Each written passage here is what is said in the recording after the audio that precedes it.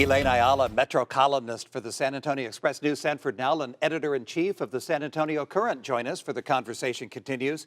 Elaine, we've settled down to a dull mess down on the border. It doesn't have the hot-button issue that we've seen in the last several weeks, but it's still a mess. Tell us where we stand with these caravans full of immigrants trying to get into the U.S. Well, they're still coming, but they're a lot smaller. And what several national think tanks sort of experts have said is that even smugglers have been affected, and they've had to change their business model.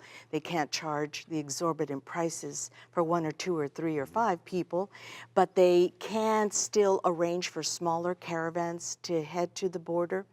And that's where the bottleneck is, on all the ports of entry, where people are seeking their legal right to ask for asylum under U.S. law, under international law. That is down to a trickle. They're not allowing them to step forward 1 foot to request asylum.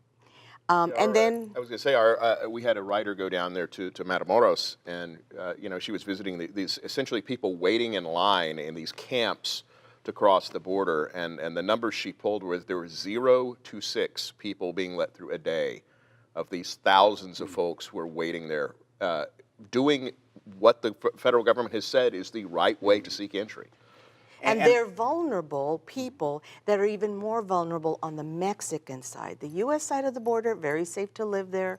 Crime is down. On just a few steps away, it is a more vulnerable place for these people to go. And smugglers are offering to take them to cross the border illegally where there are no major ports of entry, because they might get in faster, where they'll immediately turn themselves in. But that extra trip can be expensive and can be dangerous. It's where it's harder terrain.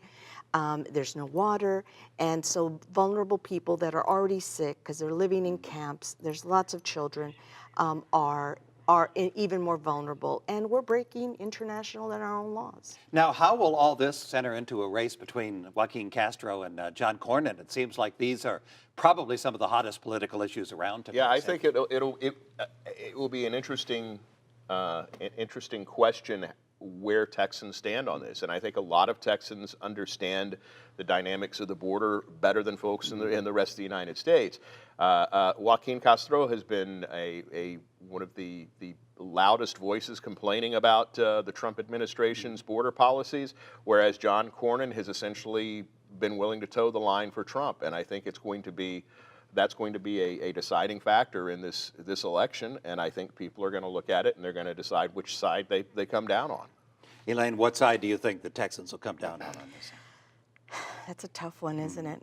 I think like so many issues that are liberal and conservative, the urban core, the cities will vote. Where Joaquin Castro has an edge, and those rural areas where so many Texans live, where conservative values are supreme.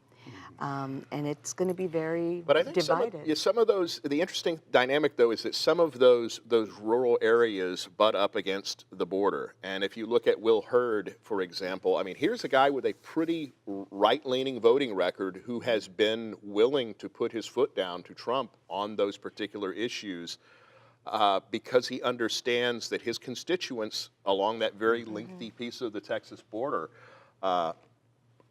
understand that the crisis he's presenting is not reality. And also, many of those rural areas are agricultural in nature, where they have really been hurt by the absence of the immigrant workers they've relied on for generations in some of those counties to be able to help them do the job they need to do. Yeah, so I think there's probably going to be a little bit more sympathy in rural areas for Joaquin on this particular issue. Whether that's enough to override the concerns they may have on other issues, we'll see. And one other thing that we'll have to leave for another time is if Joaquin Castro runs for the Senate, that leaves that secure Democratic congressional seat that Joaquin could hold for the rest of his career open.